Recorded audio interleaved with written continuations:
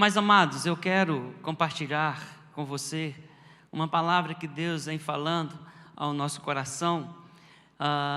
Nosso Deus, Ele, quando nos criou e nos formou, Ele nos criou e formou para louvor e glória do Seu nome. Ele nos criou e nos formou para que nós pudéssemos ter uma vida de relacionamento e de intimidade com Ele. Esse foi o propósito de Deus. E quando Deus, e prova isso na palavra, quando Deus cria o homem, quando Deus cria todas as coisas pela palavra, Ele cria o homem, e Ele coloca aquele homem e dá funções àquele homem para cuidar de um jardim, para usufruir daquele jardim, e para colocar os nomes dos animais. E a Bíblia prova que Deus é um Deus de relacionamento, porque Deus, todos os dias, na viração do dia, Deus descia para conversar com aquele homem. Deus ofereceu à humanidade, ao homem, aquilo que era o melhor para ele. Um relacionamento direto com o Criador, com o Pai. Mas o homem pecou, o homem desobedeceu a Deus, o homem quebrou, rejeitou esse relacionamento. Desde então passamos a sermos pecadores, e a Bíblia diz que o pecado entrou no mundo por um homem, e todos nós passamos a sermos pecadores. Mas Deus continuava com o seu plano, o plano de restaurar a comunhão, o plano de trazer de volta, o plano de manter o relacionamento com aquilo que Ele chama a coroa da criação, eu e você, a menina dos olhos de Deus, eu e você. E Deus, através dos anos que se foram passando, Deus foi colocando em ação o seu projeto, o seu plano de reatar, de restaurar a comunhão com os homens. E eu quero que você abra a sua Bíblia na segunda carta de Pedro, no capítulo de número 3, e hoje pela manhã eu até pedi confirmação a Deus. Deus, que palavra o Senhor quer ministrar ao nosso coração? E hoje pela manhã o pastor Roberto usa esse texto, ou um versículo desse texto que nós vamos fazer a leitura nesta noite. Ele leu o versículo de número 18, antes crescei na graça e no conhecimento de nosso Senhor e Salvador Jesus Cristo, a Ele seja glória, agora e no dia eterno, amém. Mas eu quero que você abra, aliás, eu quero começar essa leitura a partir do verso 1 desse texto. E vamos pedir a Deus, que Deus possa nesta noite, mais uma vez, como sempre, Deus possa revelar a sua vontade para as nossas vidas nesta noite. Antes de fazermos a leitura, pastor Marcelo já fez uma oração, mas eu gostaria de mais uma vez fazer uma oração. E gostaria que você pudesse nos acompanhar nessa oração.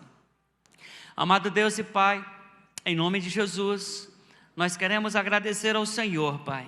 Agradecer pelo Teu amor, pelo Teu cuidado, agradecer pela Tua bondade.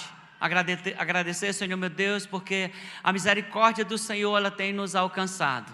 E é essa misericórdia a razão pelo qual não fomos ainda consumidos. Pai querido e Pai amado, obrigado pela Tua presença nesta casa, Pai. O Senhor já se revelou de forma sobrenatural, Pai, eu creio. O Senhor já trouxe cura nesta noite. O Senhor já se revelou de forma poderosa e sobrenatural nesta noite, Pai. Nós te pedimos agora que o Senhor continue falando aos nossos corações, Pai. Vamos fazer a leitura da Tua palavra e que através dessa leitura da Tua palavra, Senhor meu Deus, ela produza aquilo para o qual o Senhor designou, que ela gere vida em nossos corações, pois é no nome santo, precioso, no nome santo de nosso Senhor e Salvador Jesus, que nós oramos e agradecemos, hoje e sempre, amém. Então, verso de número 1 diz assim: amados, esta é agora a segunda carta de que vos escrevo. Em ambas procuro despertar com estas recordações a vossa mente sincera, para que vos lembreis das palavras que anteriormente foram ditas pelos santos profetas, bem como do mandamento do Senhor e Salvador, que os vossos apóstolos vos ensinaram. Então nós vamos dar uma pausa e depois vamos continuar na leitura da palavra do Senhor. Interessante que Pedro está dizendo aqui: esta é a segunda carta que eu vos escrevo. E essa carta não tem outra alvo a não ser despertar na mente de vocês, ou lembrar a vocês. Lembrar o quê? O que é que Pedro quer lembrar a nós? Nós vivemos numa era da informática, uma era, queridos, onde nós somos bombardeados diariamente, a nossa mente, tantas informações nós recebemos todos os dias, informações demais, e muitas vezes nós esquecemos das promessas de Deus, esquecemos de que Deus, Ele fez uma promessa de que nós estaríamos juntamente com Ele. Ele fez uma promessa que, depois de nós reconhecermos que éramos pecadores, e depois de nós aceitarmos e reconhecermos a Jesus Cristo como Senhor e Salvador da nossa vida, Ele fez uma promessa de preparar um lugar para a sua igreja, de preparar um lugar para mim e para você, uma morada. Ele diz: olha, não se turbe o vosso coração, os dias são maus, mas não se turbe o vosso coração, não fiquem apreensivos. Vocês creem em mim, vocês creem em Deus.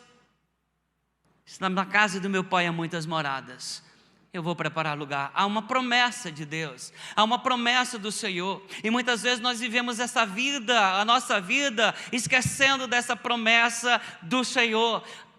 Ele nunca disse que nós não teríamos dificuldade nessa vida, pelo contrário, Ele disse que no mundo nós teríamos dificuldades, nós teríamos aflições, mas que nós tivéssemos bom ânimo. Bom ânimo não é estar sorrindo o tempo todo. Bom ânimo é: você não crê em mim? Então se apegue na palavra, não retroceda, não olhe para trás. Eu estarei com vocês todos os dias, até a consumação dos séculos. Então nós quebramos. Primeiro, o homem quebrou o pacto, a aliança que Deus fez com ele, rejeitou a intimidade, o relacionamento com ele. E agora Pedro está dizendo aqui: olha, eu quero despertar a vocês. Não só isso, mas Deus usou os profetas. Quantos profetas vieram? Quantos profetas o Senhor usou para despertar na mente do povo? Ei, Deus ama você, Deus tem um propósito para você. O propósito de Deus é que você tenha uma vida abençoada. Você vai ser abençoado se você obedecer a palavra, se você andar pelos mandamentos da palavra, você vai ser abençoado pelo Senhor. Seja aqui em Campinas, seja lá em Horizonte, seja em Pomerode, aonde você for, a bênção do Senhor alcançará você, se você obedecer a palavra. Então Deus enviou os profetas para alertar, para despertar na mente do povo. Não somente os profetas, os santos profetas, mas também Ele usou os apóstolos. Ou seja, o povo tinha dura cerviz, o povo tinha um coração duro, um coração de pedra. Deus demonstrava o poder sobrenatural, maná descia do céu, a roupa não envelhecia no deserto, a água surgia da pedra, mas no entanto o coração do povo era um coração endurecido. Então o Senhor usou os profetas para despertar neles. Esse é o Deus Todo-Poderoso que tirou o povo do Egito com mão poderosa e levou para uma terra boa, uma terra que mana leite e mel. Essa é o desejo e a vontade de Deus para as nossas vidas e para a sua vida também.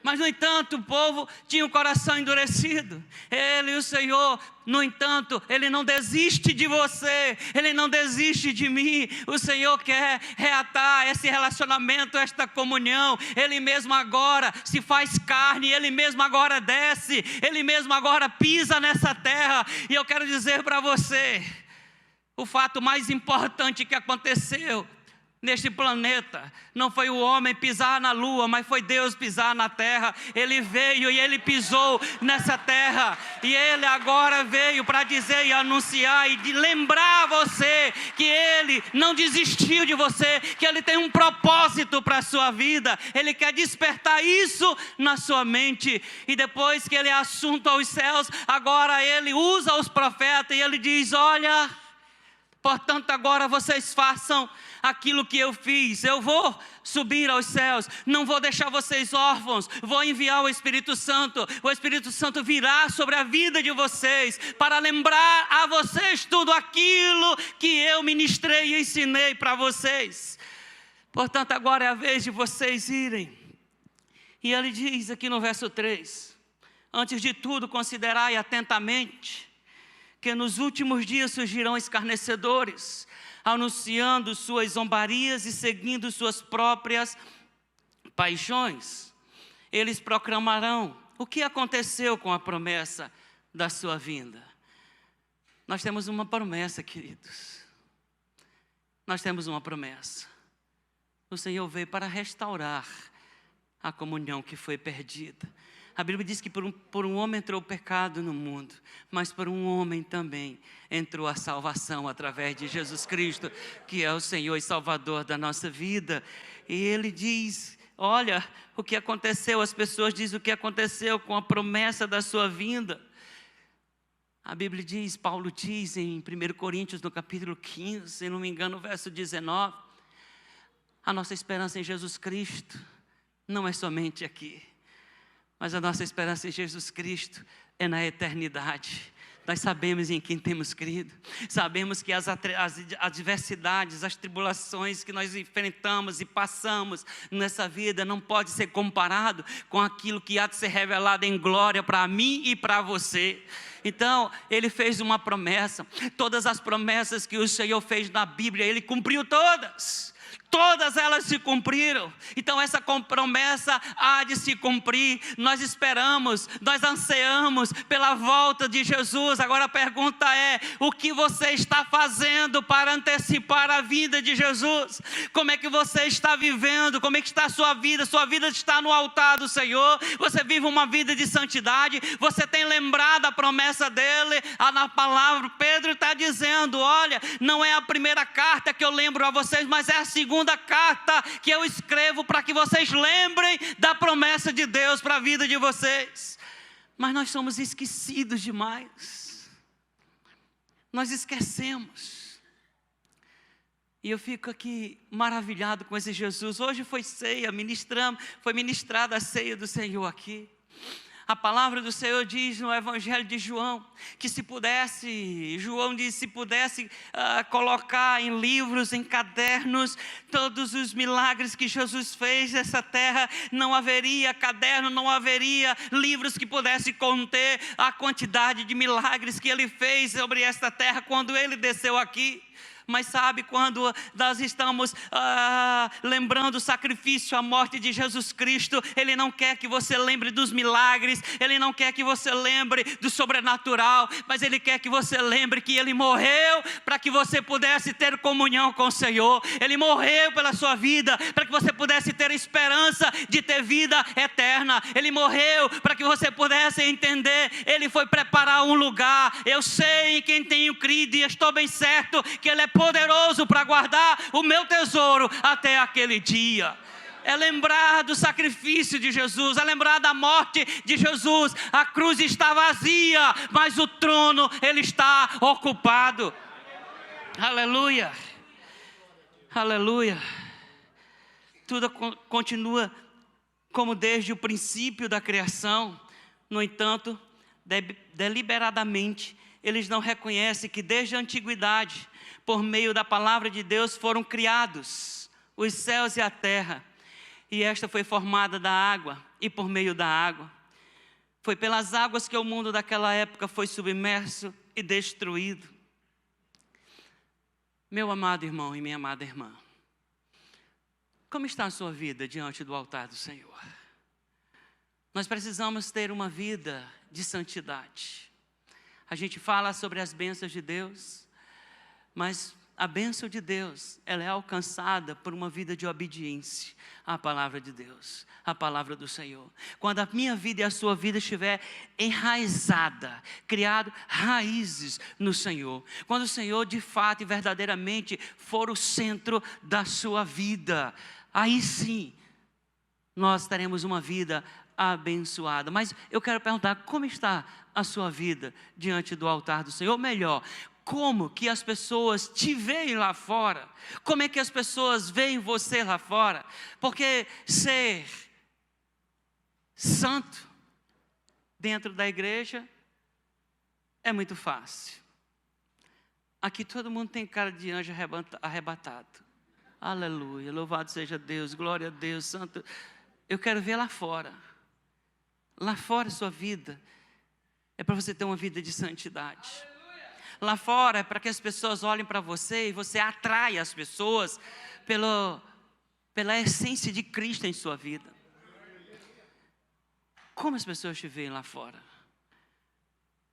A palavra do Senhor está dizendo que Ele fez uma promessa. Nós não temos todo o tempo do mundo. Ele diz, olha, lembrem, os profetas anunciaram a iniquidade. Houve uma época que a iniquidade era tão grande que subiu ao trono de Deus e Deus ficou irado e Deus decidiu destruir a terra. Mas Ele encontrou uma família, um coração que vivia os princípios e os propósitos dEle. E Deus pediu para aquele homem, olha, construa uma arca, porque eu me arrependi de ter feito a humanidade. Construa uma arca, e eu vou destruir, e vou recomeçar novamente. Quantos anos Noé passou construindo aquela arca? 120 anos. 120 anos Noé pregava, construía e pregava. Arrependei-vos. Viva uma vida de santidade na presença do Senhor. Reconheça Deus como Salvador da sua vida. Viva uma vida de santidade, de pureza. No entanto, durante 120 anos, o coração do povo endurecido, não se converteu ninguém. Mas tem algo maravilhoso aqui. Hoje, conversando com o pastor Lucas, ele falou algo sobre a família, não é? Ele disse, olha, eu não desisti da minha família, porque a família é um projeto de Deus. Em alguma situação, Deus nos colocou numa situação, ou era isso ou a família. Eu vou abrir mão disso e vou ficar com a minha família. E eu fico maravilhado porque Noé, eu considero Noé o maior pregador do mundo. Não ganhou uma vida para Jesus de fora, mas também não perdeu ninguém da sua casa.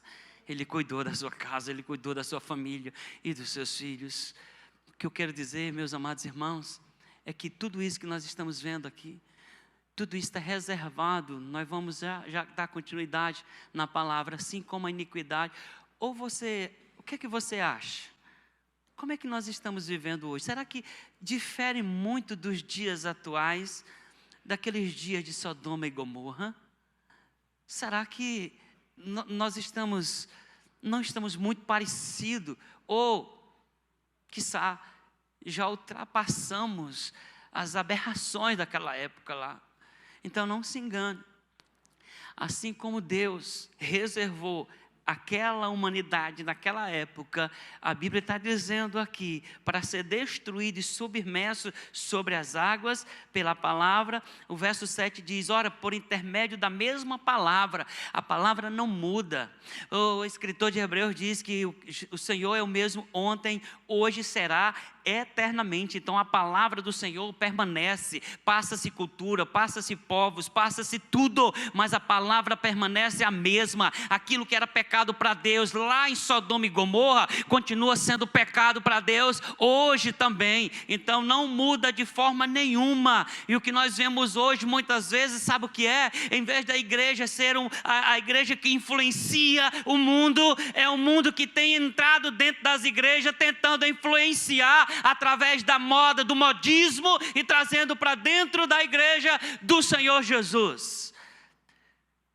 Mas a Bíblia está dizendo, por intermédio da mesma palavra, porque a iniquidade subiu ao trono de Deus, por intermédio da mesma palavra, os céus e a terra que hoje existem também, estão também preparados para o fogo, reservados para o dia do juízo e para a total destruição dos ímpios. Deus não fez o inferno para eu ou você, Mas Deus criou o inferno para o diabo e os seus demônios. Mas pessoas ímpias têm caminhado a passos largos para o inferno, porque têm vivido uma vida que não tem sido uma vida de santidade e têm feito verdadeiras coisas que abominam ao Senhor. Por isso, a pergunta que eu faço a você ainda nesta noite é: como está a sua vida diante do Senhor? Se hoje o Senhor descesse, ou se hoje você viesse à presença do Senhor,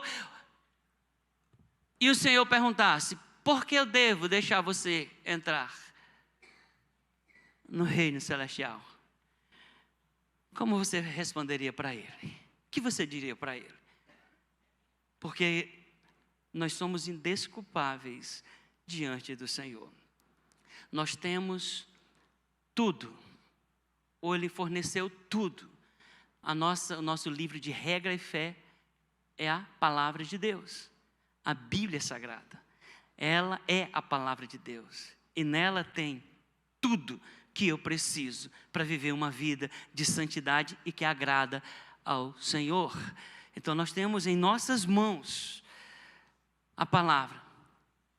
Não podemos somente ser ouvintes, mas precisamos ser praticantes, guardá-la, entesourá-la em nosso coração, guardar no coração para não pecar contra Deus. Contudo, amados, há um princípio que não deveis esquecer, que para o Senhor o dia é como 1000 anos e 1000 anos é como um dia. Nós não teremos todo o tempo do mundo, todo o tempo do mundo.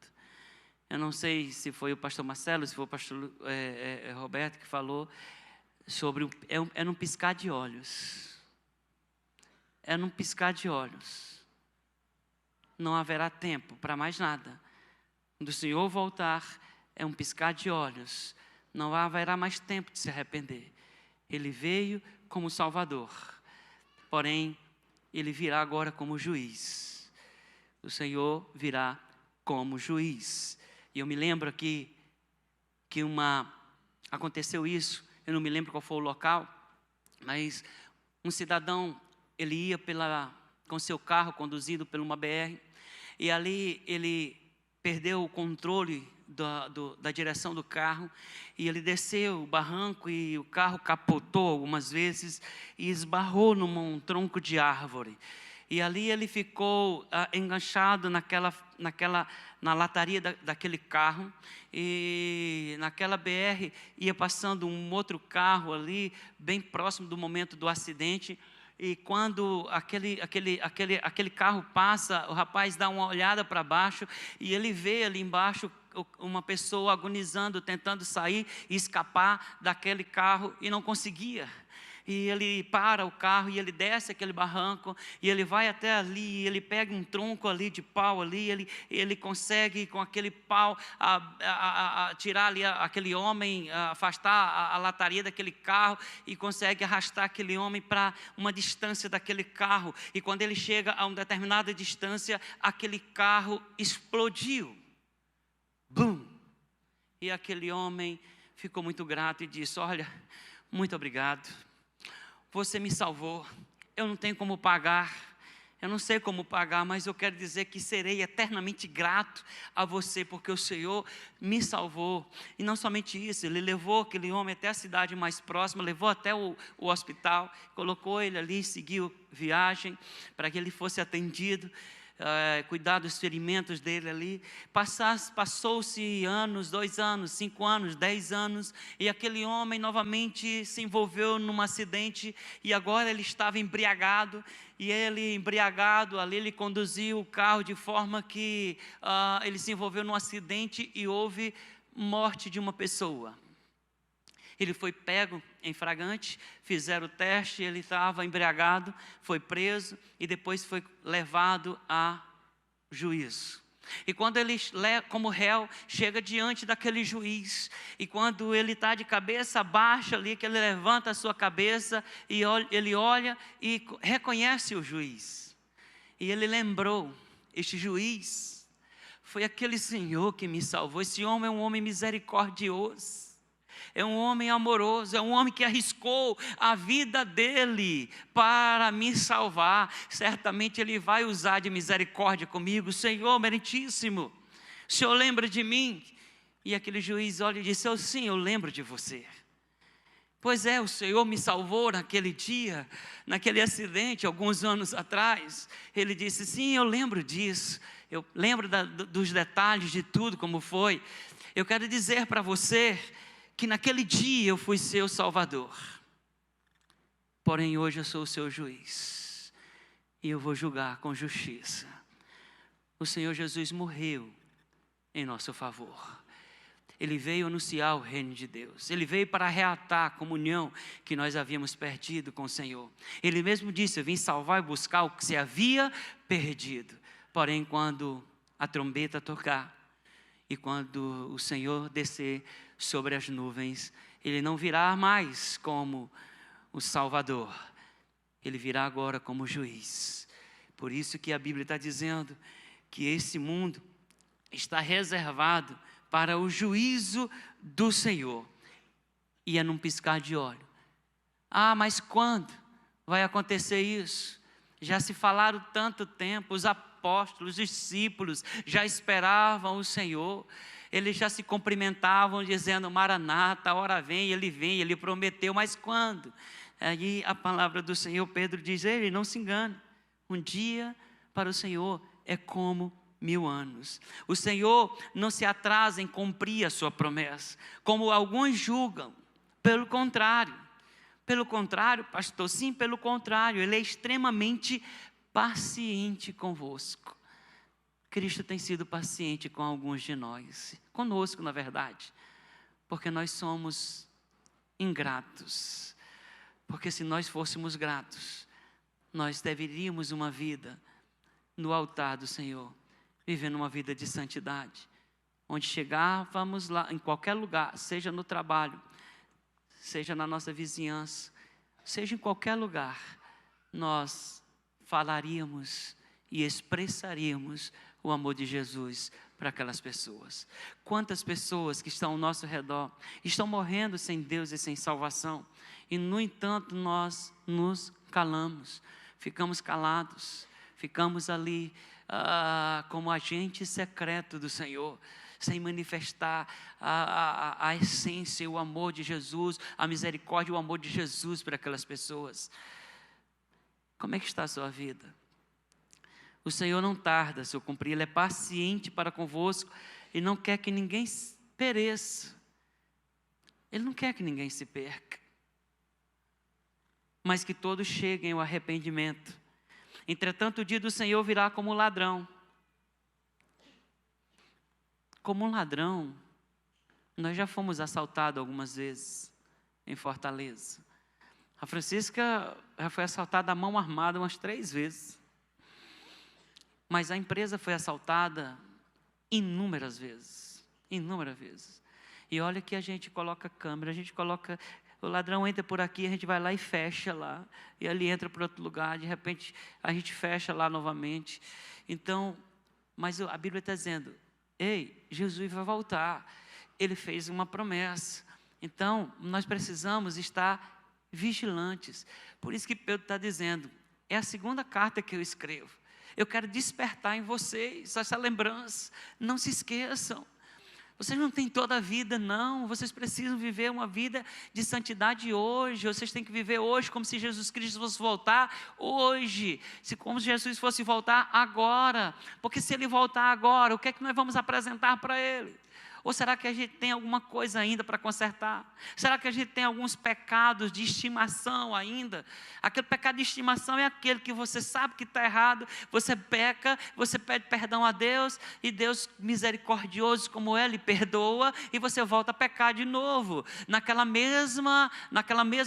aquele mesmo pecado. E aí você vem diante do altar do Senhor. Quantas pessoas, quando é ministradas com uma palavra de Deus em seus corações, e elas elas sentem não arrependimento, mas remorso, porque quem não se arrepende é remorso, porque o arrependimento é mudança de direção. Arrependimento é: eu errei, eu pequei, mas agora eu vou andar neste caminho. É como aquela mulher que foi pega em adultério. Será que aquela mulher não pecou mais? Porque Jesus disse assim para ela: mulher, vai e não peques mais. Aquela mulher foi pega no ato do adultério, e aqueles homens chegaram e disseram: a lei diz que tem que apedrejar. O que é que o Senhor fala? O que é que o Senhor diz? Como é que nós devemos agir? Jesus nem levantou a cabeça, porque Jesus estava diante de um monte de hipócritas que estavam ali conduzindo aquela mulher. E Jesus diz: olha, se você não tiver errado, se você não tiver pecado, pois eu quero dizer, pode atirar a pedra nessa mulher. Quando Jesus levanta a cabeça, que olha, cadê aqueles homens? Todos tinham saído, do mais novo ao mais velho. E Jesus olha e diz: cadê a mulher? Os teus acusadores foram embora, Senhor. Eu também não estou aqui para te condenar. Eu vim para restaurar, eu vim para salvar, eu vim para te curar, eu vim para dizer que o reino dos céus é para aquelas pessoas que vivem uma vida de santidade. Eu quero dizer para você que se você quer um tesouro nos céus agora, viva de uma maneira correta que agrade a Deus. Mulher, vai agora e não peques mais. Agora a pergunta é: a Bíblia diz que não há uma pessoa na terra que faça o bem e que não peque, pois Deus olha para essa terra e vê que todos são pecadores. Aquela mulher voltou a pecar com certeza, mas não agora premeditado. Foi um pecado agora o pecado na minha vida e na sua vida deve ser por acidente. Por isso que o Espírito Santo veio, para nos lembrar, para quando você fizer algo errado, Ele bateu o sininho na sua cabeça, para que você venha e se conserte diante do Senhor. Aquela mulher voltou a pecar, mas não naquela área mais, não naquela área. Então, pecado de estimação, nós precisamos abrir mão desse pecado, porque arrependimento é mudança de direção. E o Senhor está dizendo aqui, meus amados, Ele vem como um ladrão. Os céus desaparecerão ao som de um terrível estrondo, e os elementos se desintegrarão pela ação do calor. A terra e toda a obra nela existente serão expostas ao fogo. Um grande estrondo. Eu nunca esqueço, quando eu era menino, quando eu era criança, morava na casa da minha avó. Na verdade, vó, mãe e tia. A Francisca teve o privilégio de ter 3 sogras, tá certo? Mãe, tia e vó, tá? E eu me lembro que lá, eu sou Piauí, nós somos piauiense, e na minha cidade, chamada Picos, no Piauí, ela tem um índice muito grande de raios. Quando o tempo fecha, os raios descem. Eu tenho colegas que eram colegas meus, que foi morto, eletrocutado em cima de uma bicicleta por um raio. E quando o tempo fechava, que escurecia, a minha avó botava logo: bota a sandália no pé, menino, bota um pano na cabeça, desliga os aparelhos que tem aí de televisão, de geladeira, desliga tudo, fecha a veneziana da janela e ficava, cobre os espelhos, e a gente ficava ali morrendo de medo, e de repente o raio, vum, e dava um trovão daquele, trum, que as telhas parece que fazia assim, subir, caía de novo, e aquilo me tinha medo em todo mundo. Não era só na nossa casa, era todo mundo da rua que ficava com medo. E a palavra do Senhor está dizendo que, olha, naquele dia, haverá um som de terrível estrondo, e os elementos da terra, né, que serão expostas ao calor, se desintegrarão, expostas ao fogo. Não é para a gente aceitar Jesus por medo, não, tá? É por amor. Foi por amor que Ele morreu por nós, sabe? Não foi, foi por amor. E o amor de Jesus era tão grande que o apóstolo João, ele não conseguiu descrever, porque Deus amou o mundo. De como? Qual é a expressão que eu vou usar? De uma tal maneira, que deu seu Filho unigênito, para todo aquele que nele crê não pereça, mas tenha vida eterna. E a coisa mais linda que eu vi, foi uma criança numa sala de aula. quando a professora disse: faça uma frase de amor. E uma criança levantou e disse, fez a frase dela: amor para mim foi o que segurou Jesus naquela cruz, e não os pregos. Não foi os pregos que cravaram Jesus, mas foi o amor que segurou ele naquela cruz do Calvário, porque ele morreu pelos meus e pelos seus pecados. Agora, para concluir, meus amados irmãos, o verso 11 diz assim: ora, se tudo que existe será assim aniquilado, que espécie de pessoas é necessário que sejas? Que tipo de pessoa Deus espera de você que você seja? Que tipo de pessoa Deus espera que eu seja? E Ele dá a resposta: pessoas que vivam em santidade e piedade. Mas não só isso, pessoas que vivem em santidade, em piedade, aguardando o dia do Senhor. Quantos aguardam o dia do Senhor aqui?